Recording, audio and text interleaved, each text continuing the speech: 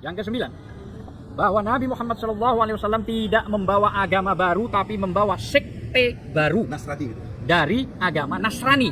Waduh, ini bahaya ini. Buya Syakur menjelaskan ada dugaan dari orang-orang Mekah pada saat itu bahwa Nabi Muhammad tidak membawa agama baru, tetapi membawa sekte baru dari agama Nasrani, bukan tafsiran Buya Syakur. Dugaan orang-orang Mekah bisa dibenarkan, karena Nabi Muhammad belajar dari Waraka bin Naufal, seorang Nasrani, menurut hadis Bukhari 3 seperti nomor 7. Jika mengacu pada catatan-catatan sejarah, ajaran Islam berasal dari campuran agama-agama yang tersebar di Jazirah Arab. Lihat video di channel ini yang berjudul Pra-Islam 1, Agama Sabian atau Pemandaian, dan video yang akan datang pada Pra-Islam 3. Yang ke-10, bahwa agama memang berbeda katanya. Tidak sama katanya. Tapi agama mana yang masuk surga itu urusan Allah Subhanahu wa taala, prerogatifnya Allah lah, kira-kira begitu. Sehingga umat Islam tidak boleh mengklaim surga. Luar biasa ente, Kiai. Yang dikatakan Buya Syakur bisa dibenarkan karena memang agama berbeda. Surga adalah urusan Allah, itu benar sekali. Urusan surga adalah prerogatif Allah. Jika Allah menjamin surga, siapa yang bisa melarangnya? Tentu Allah memberikan surga tanpa melanggar ketetapannya sendiri. Bagaimana menurut kalian? Karena begitu besar kasih Allah akan dunia ini, sehingga Ia telah mengaruniakan anaknya yang tunggal, supaya setiap orang yang percaya kepadanya tidak binasa, melainkan beroleh hidup yang kekal. Yohanes 3 ayat 16. Yang ke-11, bahwa Islam, Yahudi maupun Nasrani asal beramal soleh masuk surga. Sehingga tidak usah ada agama yang mengklaim surga, katanya ini. Buya Syakur mengutip surah Al-Maidah 69. Sesungguhnya, orang-orang mukmin, orang-orang Yahudi, Sabiin dan orang-orang Nasrani, siapa saja di antara mereka yang benar-benar beriman kepada Allah, hari kemudian, dan beramal soleh, maka tidak ada kekhawatiran terhadap mereka, dan tidak pula mereka bersedih hati. Yang dikatakan Buya Syakur tidak salah, bahwa Yahudi, Nasrani jika beramal saleh maka tidak ada kekhawatiran terhadap mereka. Yang menjadi masalah adalah Islam secara eksplisit disebutkan pada surah Maryam 71, seperti nomor 3. Yang ke-12, bahwa makna kafir adalah gelap mata, hasud, bakil, takabur, tidak bersyukur, dan lain-lain. Apapun agamanya jadi kafir, jangan dimaknai orang di luar Islam. Ya Allah. Ini adalah dalil-dalil yang diberikan Buya Syakur tentang pengertian kafir dalam Al-Quran dan hadis. Hadis Baihaqi 6612, kekafiran diartikan gelap mata. Surah Al-Maidah 72, kafar diartikan untuk orang gelap mata atau tertutup hatinya. Surah Al-Baqarah 105, kafaru diartikan untuk orang yang suka hasud. Surah An-Nisa 37, lil kafirin diartikan untuk orang-orang bahir atau kikir. Surah Al-Baqarah 34, al-kafirin diartikan untuk orang takabur. Surah Ibrahim 7, kafartum diartikan untuk orang yang tidak bersyukur. Banyak kata kafir dalam Al-Quran yang dimaksudkan bukan untuk orang di luar Islam. Walaupun faktanya Al-Quran juga menyebut Yahudi dan Nasrani sebagai kafir seperti pada surah At-Taubah 30. Yesus mengajarkan agar tidak menyebut orang sebagai kafir. Tetapi aku berkata kepadamu, setiap orang yang marah terhadap saudaranya harus dihukum. Siapa yang berkata kepada saudaranya, kafir, harus dihadapkan ke mahkamah agama, dan siapa yang berkata, jahil, harus diserahkan ke dalam neraka yang menyala-nyala. Matius 5 ayat 22. Yang ke-13, bahwa gambar Yesus ada di dalam Ka'bah, serta dijaga dan dilindungi oleh Nabi Muhammad SAW. Wah, luar biasa nih Kiai ini. Buya Syakur mengambil referensi dari Al-Azraqi, yang menjelaskan detail tentang Ka'bah.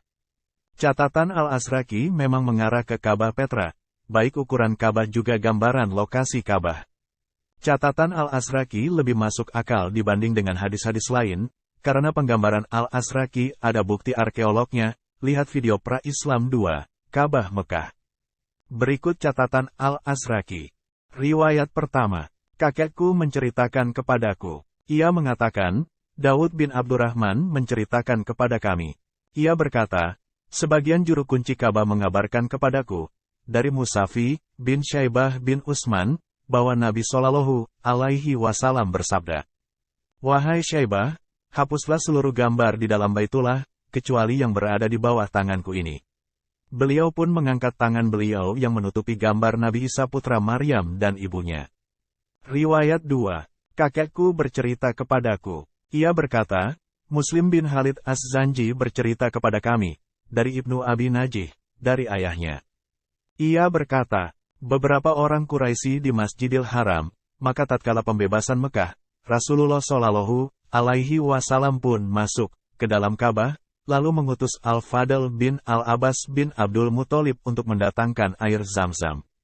Kemudian menyuruh agar membawa kain dan menginstruksikan untuk menghapus seluruh gambar itu di dalam Ka'bah, maka dihapuslah seluruh gambar tersebut.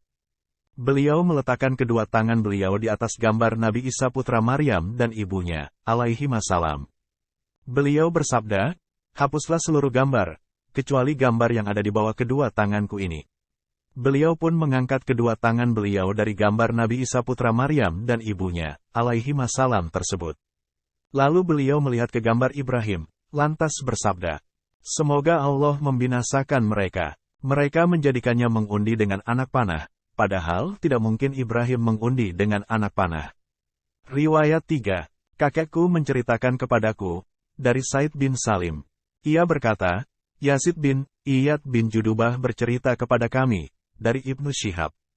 Nabi Shallallahu alaihi wasallam masuk ke dalam Ka'bah pada saat pembebasan kota Mekah.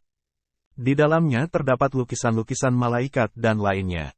Beliau pun melihat lukisan Ibrahim, lantas beliau bersabda, semoga Allah membinasakan mereka. Mereka menjadikannya, Ibrahim, sebagai orang tua yang melakukan undian dengan anak panah. Kemudian beliau melihat gambar Maryam, lalu menaruh tangan beliau di atasnya. Beliau pun bersabda, hapus gambar-gambar yang ada di dalamnya, kecuali gambar Maryam. Riwayat 4. Muhammad bin Yahya mengabarkan kepadaku, dari seorang yang sikah menurutnya, dari Ibnu Ishaq, dari Hakim bin Abad bin Hunayf dan ahli ilmu lainnya bahwa kaum Quraisy telah membuat beberapa ukiran gambar di Ka'bah. Di antara gambar itu adalah Isa bin Maryam dan Maryam, alaihi wassalam. Ibnu Syihab mengatakan, Asma binti Syakir mengatakan, seorang wanita dari kabilah Ghassan pergi haji pada hari hajinya bangsa Arab. Ketika ia melihat gambar Maryam di Ka'bah, ia pun mengatakan, demi ayahku dan ibuku. Sungguh Maryam adalah perempuan Arab. Rasulullah Shallallahu alaihi wasallam pun memerintahkan agar menghapus seluruh gambar itu selain gambar Nabi Isa dan Maryam. Yang ke-14, yaitu yang ke-14, dan bahwa yang ke-14, malaikat itu bodoh. Dan Allah Subhanahu wa Ta'ala berkata kepada para malaikat, jangan banyak bacot. Buya Syakur membicarakan surah Al-Baqarah 30-33, bahwa malaikat tidak setuju jika Adam dijadikan khalifah di bumi. Allah mengajarkan Adam nama-nama semuanya, lalu Adam mengajarkan nama-nama itu kepada malaikat tapi malaikat tidak bisa menjawabnya. Jadi Allah ingin menunjukkan bahwa Adam lebih pantas menjadi khalifah dibandingkan dengan malaikat, menurut tafsir Ibnu Katsir. Itu sebabnya malaikat dikatakan bodoh oleh Buya Syakur, jadi jangan banyak bacot.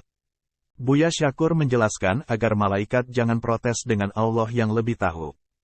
Tujuan Buya Syakur ditujukan kepada pendengar agar mengerti yang dia maksudkan.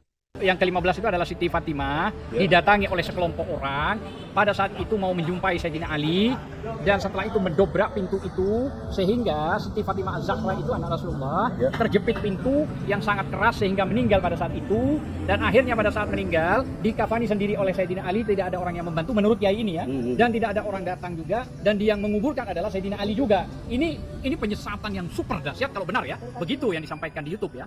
Padahal Siti Fatimah Zahra itu umur 28 tahun meninggal di pangkuan Rasulullah Shallallahu alaihi wasallam dalam keadaan sakit. Jadi jangan disesatkan ya. Menurut Sunni, kematian Fatimah akibat kesedihannya yang mendalam setelah kematian Muhammad, ayahnya. Tapi dari banyak sumber, keterangan ini sepertinya untuk menutupi tragedi kematian Fatimah akibat perebutan kekuasaan antara Abu Bakar dan Ali. Lihat keterangan nomor 5.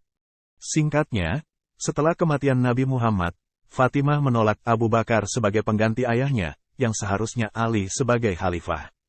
Fatimah meminta pembagian harta warisan, tapi ditolak oleh Abu Bakar dan hal itu yang menyebabkan terjadinya permusuhan antara Fatimah dan Abu Bakar. Atas perintah Abu Bakar, Umar bin Khattab mendatangi Ali agar segera membayat Abu Bakar dan mengancam membakar kediamannya. Penyerangan di kediaman Ali setelah Abu Bakar mengetahui kabar berkumpulnya orang-orang yang menentangnya di rumah Fatimah. Kediaman Ali diserang dan memaksa Ali dan Bani Hashim agar membayat Abu Bakar. Fatimah yang berada di balik pintu, terluka akibat kobaran api dan dorongan serta pendobrakan atas pintu rumahnya yang dilakukan oleh Umar dan pengikutnya atau Kunfuz, dan peristiwa inilah yang menggugurkan bayi, Muhsin, yang dikandung dalam perutnya. Sebelum kematiannya, Fatimah berwasiat supaya orang-orang yang pernah menzaliminya dan membuatnya marah dan murka tidak datang menyalati dan hadir dalam acara pemakamannya. Oleh karenanya, ia berwasiat supaya acara pemakaman dan penguburannya dilakukan secara sembunyi-sembunyi dan merahasiakan penguburannya. Pada kontroversi nomor 15, Buya Syakur lebih percaya dengan sumber Syiah dibanding dengan sumber Sunni. Kemungkinan sumber Syiah lebih masuk akal dibanding dengan sumber Sunni. Bagaimana pendapat kalian? Dari 15 kontroversi Buya Syakur, menurut tim pembela ulama dan aktivis, ceramah Buya Syakur ada sumbernya. Lalu mengapa TPUA tidak mengetahui sumber yang disampaikan oleh Buya Syakur, sehingga mereka ingin melaporkan Buya Syakur?